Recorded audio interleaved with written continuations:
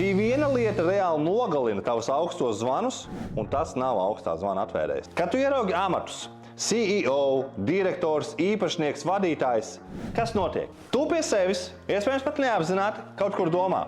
Es esmu šis tikai pārdevējs. Ko es zvanīšu? Ko es uzbāzīšos? Man nērti. Tas viss ir pilnīgs sviests, kas eksistē tikai tavā galvā.